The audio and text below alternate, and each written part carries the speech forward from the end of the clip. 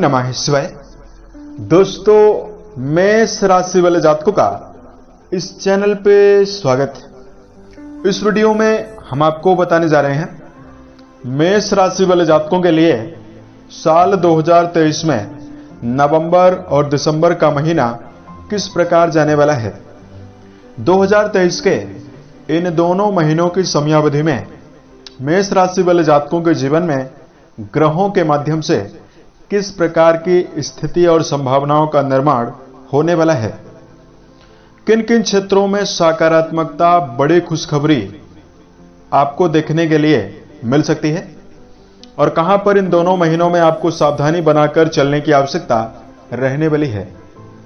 तो यह राशिफल मेष राशि वाले जातकों के लिए ही बनाया गया है और आपकी चंद्र राशि के ऊपर प्रभावी और आधारित है, तो आप इसे इसी आधार पर देखें। इस राशिफल के दौरान मेष राशि वाले जातकों के जीवन से जुड़े हुए हर पहलू के बारे में हम आपको सटीक जानकारी देने वाले हैं। जैसे आपका कैरियर और व्यापारिक जीवन कैसा रहेगा, आर्थिक जीवन कैसा रहेगा, पारिवारिक जीवन, प्रेम संबंध, स्वास्थ्य, एजुकेशन लाइफ और मेष राशि वाले जातकों के लिए कुछ विशेष और धार्मिक उपायों के बारे में भी हम आपको जानकारी देने वाले हैं, जिसको यदि आप जीवन में करते हैं तो आपको काफी शुभता देखने के लिए मिलने वाली है। राशिफल को हम प्रारंभ करें उससे पहले हम आपको जानकारी दे रहे हैं वर्तमान समय में आपके जीवन में किस प्रकार की स्थिति बनी हुई है। देखिए, मंगल से प्रभावित, अग्नि तत्व से प्रभावित आपकी राशि है। मेष राशि वाले जातकों के अंदर कर्मठता की प्रधानता है। बुद्धिमान जातक होते हैं, मेहनती होते हैं, भौतिक सुखों की ओर गहरा झुकाव है, यानी भौतिक सुखों को प्राप्त करने की विशेष इच्छा इनके अंदर मौजूद है। निर्णय लेने में समर्थ हैं। कर्मठ होने की वजह से कठोर निर्णय या संघर्ष पूर्वक कार्यों को भी अपने जीवन में करने में सफल होते हैं और यदि इन्हें चुनौतीपूर्वक या प्रतिकूल वातावरण में डाल दिया जाए तो अपनी सूझबूझ के द्वारा बाहर निकलने में सक्षम होते हैं। तो ये सारी खूबी होने के बावजूद भी वर्तमान समय में मेष राशि वाले जातकों के जीवन में नकारात्मकता, समस्याएं और कई प्रकार की प्रतिकूलताएं चल रही है। देखिए, आपके राशि में पिछले 18 महीने से राहु आपके लगन भाव पर और केतु आपके वैवाहिक भाव पर गोचर कर रहे हैं और 22 अप्रैल 2023 से आपके प्रथम भाव पर राहु और गुरु का चांडाल योग प्रभावी हुआ। इसकी वजह से आपके जीवन में वैवाहिक समस्याएं, कर्म क्षेत्र में लगातार उत्साह के साथ मेहनत करने के बावजूद भी परिणाम आपको कम या ना के बराबर मिला। आर्थिक मामलों में ज्यादा मेहनत करने के बावजूद भी आर्थिक उन्नति नहीं हुई। वैवाहिक जीवन में केतु का प्रभाव पिछले 18 महीने से रहने की वजह से वैवाहिक मामलों में आपको असफलता, जीवन साथी के साथ नोकझोंक की स्थितियां बनी रही। बहुत सारे मेष राशि वाले जातकों के जीवन में मन में डिप्रेशन, मन में तनाव की स्थिति भी बनी रही, क्योंकि लगन पर राहु का गोचर हो रहा था। लगन से व्यक्ति के शरीर और व्यक्तित्व के बारे में विचार करते हैं, तो राहु आपके राशि के लगन पर अकारक अवस्था में मौजूद होकर आपके मन में कई प्रकार के तनावपूर्वक स्थिति निर्मित कर रहे थे। अब साल 2023 के अंतिम 2 महीने नवंबर और दिसंबर, चूंकि राहु और गुरु का चांडाल योग भी समाप्त हो रहा है और देवगुरु बृहस्पति आपके प्रथम भाव पर बलवान होंगे, तो आपके जीवन में कैसा समय रहने वाला है। तो सबसे पहले तो हम आपको जानकारी दे रहे हैं कि आपके राशि के ऊपर ग्रही स्थिति नवंबर और दिसंबर में कैसी रहने वाली है। देखिए, आपकी राशि के स्वामी मंगल देव आपके सप्तम भाव यानी वैवाहिक भाव पर केतु के साथ रहेंगे। 30 अक्टूबर को राहु केतु का परिवर्तन हो चुका है, तो केतु आपके 6वें भाव पर और राहु देव आपके द्वादश भाव पर नवंबर और दिसंबर में गोचर करने वाले हैं। शनिदेव आपके 11th हाउस लाभ भाव पर रहेंगे, वक्री अवस्था से मार्गी हो चुके हैं। सूर्य, बुध, ये दोनों प्लैनेट नवंबर की शुरुआत में आपके राशि के 6वें भाव से 7वें भाव पर प्रभावी रहेंगे और नीचस्थ अवस्था में रहेंगे। 16 नवंबर को सूर्यदेव अपनी नीचस्थ अवस्था से बाहर निकलने वाले हैं। तो इस प्रकार की ग्रही स्थितियां आपकी राशि के ऊपर बनी हुई रहने वाली है। तब आइए हम आपको बताते हैं कि आपके जीवन में कैसा प्रभाव इन दोनों महीनों में आपको देखने के लिए मिलने वाला है। तो सबसे पहले आपको जानकारी दे रहे हैं करियर के लिहाज से नवंबर और दिसंबर कैसा रहने वाला है। देखिए, कर्म भाव के स्वामी शनिदेव वक्री अवस्था से मार्गी हो चुके हैं और आपके कर्म भाव पर कई शुभ ग्रहों की दृष्टि और प्रभाव इन दोनों महीनों में रहने वाला है। राशि के स्वामी मंगल देव अनुकूल अवस्था में रहेंगे, स्वराशि के होकर आपके अष्टम भाव पर रहेंगे। तो इन दोनों महीनों की समयावधि में प्रशासनिक पदों पर जो जातक मौजूद हैं, शारीरिक सामर्थ्य और मेहनत से जो जातक काम करते हैं, ऐसे जातकों के जीवन में मेहनत के साथ साथ प्रगति की आसान सफलता आपको मिलने वाली है। राहु आपके द्वादश भाव पर चले जा चुके हैं, तो विदेश में यदि आप कोई कार्य व्यवसाय संचालित कर रहे हैं, इसमें आपको नए अवसर मिलेंगे। कर्म क्षेत्र के मामले में दसम भाव के स्वामी वक्री से मार्गी हो चुके हैं, तो यदि आप इस समयावधि में किसी प्रकार के कार्य व्यवसाय की योजना बनाकर किसी कार्य व्यवसाय को शुरू करना चाहते हैं, उसके लिए समय काफी बेहतर रहने वाला है। उसके साथ साथ वर्क प्लेस पर आपका मान सम्मान बढ़ेगा। किसी नए कार्य व्यवसाय की शुरुआत करना चाहते हैं, समय बेहतर है। उसके साथ साथ इस समयावधि में मेष राशि के जातक कर्म क्षेत्र के मामले में प्रगति सफलता अर्जित करने में आसानी से समर्थ रहेंगे। धन के दृष्टिकोण से यदि आपको जानकारी दिया जाए, देखिए, आर्थिक जीवन यानी द्वितीय भाव के स्वामी धन भाव के स्वामी शुक्रदेव बनते हैं, जो आपके राशि में नवंबर की शुरुआत में आपके सप्तम भाव पर केंद्र में स्वराशिगत होकर शुक्रदेव मौजूद हैं। मालव्य राजयोग निर्मित कर रहे हैं और शनिदेव इन दोनों महीनों की समयावधि में आपके राशि के लाभ भाव पर प्रभावी होकर गोचर करने वाले हैं। इसके परिणाम स्वरूप आर्थिक मामलों में आपकी इच्छा शक्ति, आपका उत्साह बढ़ा हुआ रहेगा। बृहस्पति और राहु के दुर्योग की वजह से आपके जीवन में खर्च लगातार बढ़ा हुआ था, आमदनी की कमी बनी हुई थी, फिजूल खर्ची की वजह से आपको धन हानि भी हुई।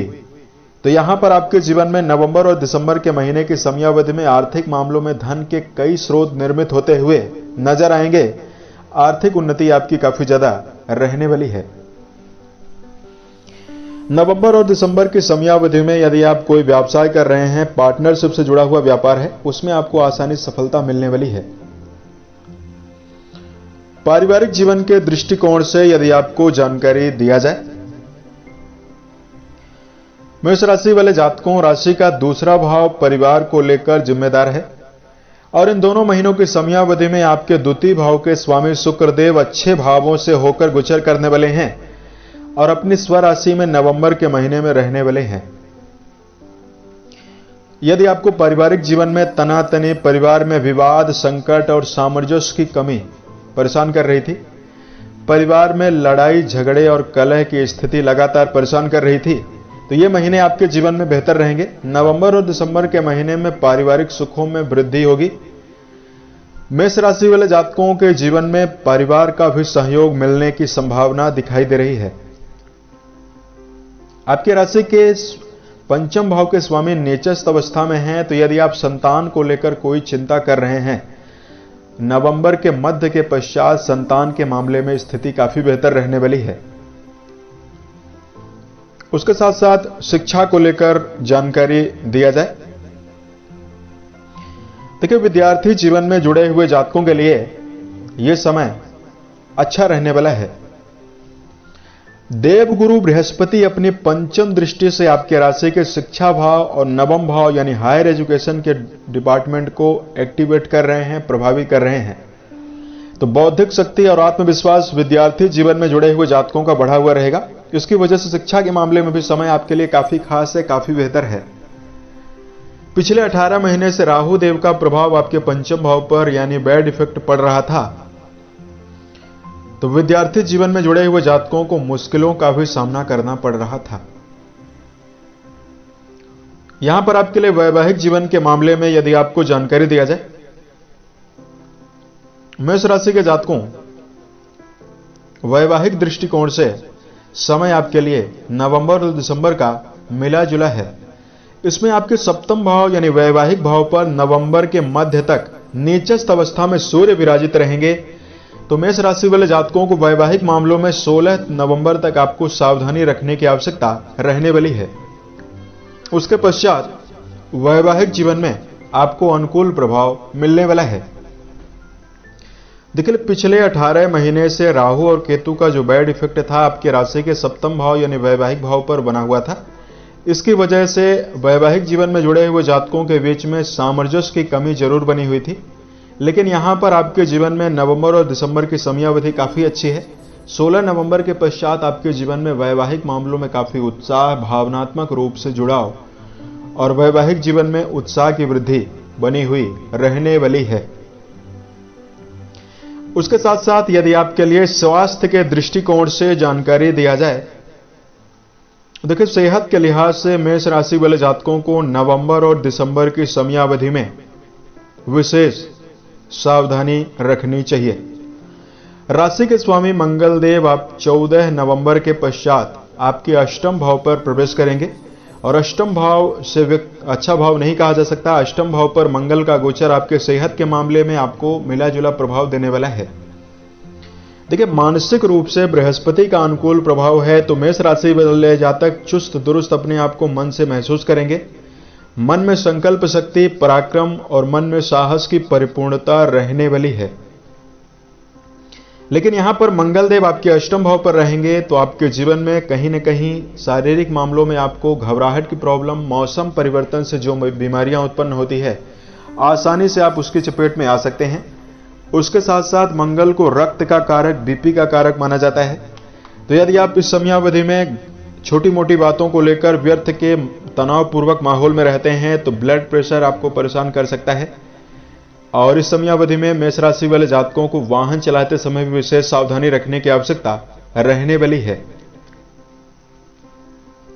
तो यह समय आपके जीवन में काफी बेहतर रहेगा। सेहत में सकारात्मकता अर्जित करने के लिए रोजाना 12 बार सूर्य नमस्कार करना बेहतर है। शुरुआत आप 3 बार से करें। इससे आपका शारीरिक रूप से स्वास्थ्य और मन काफी ज्यादा अच्छा और बेहतर बनता हुआ दिखाई देगा। उसके साथ साथ यदि आपके लिए धार्मिक उपाय की जानकारी दिया जाए, धार्मिक दृष्टिकोण से इस समयावधि में मेष राशि वाले जातकों को शिवलिंग पर जलाभिषेक करना बेहतर रहेगा। ओम नमः शिवाय नामक मंत्र का जप करना बेहतर रहने वाला है। राशि के स्वामी मंगल देव हैं, तो आप इस समयावधि में यदि आप नवंबर दिसंबर की समयावधि में बेजुबान जानवरों के प्रति यदि आप दया का भाव रखते हैं, यथा उचित दाने चारे का प्रबंध करते हैं, तो आपके लिए बेहतर स्थिति देखने के लिए मिलने वाली है। उसके साथ साथ मेष राशि वाले जातकों इस समयावधि में माता पिता के अनुभवों को जीवन में जरूर अनुसरण करें और जीवन में बेहतर सफलता उत्साह के साथ यदि आप चलना चाहते हैं तो माता पिता के आशीर्वाद को लेकर ही जीवन में कोई काम करें। सही डायरेक्शन में यदि आप मेहनत करते हैं तो आप अपने जीवन में आसानी सफलता अर्जित करने में सफल रहेंगे। उम्मीद है यह जानकारी मेष राशि वाले जातकों को बेहतर लगी। साल 2023 के सभी महीने आपके जीवन में बेहतर स्थितियों का निर्माण करें और आप सफलता के सभी मुकाम को टच करें। इसी कामनाओं के साथ मैं अपने वाणी को विराम देता हूं। ओम नमः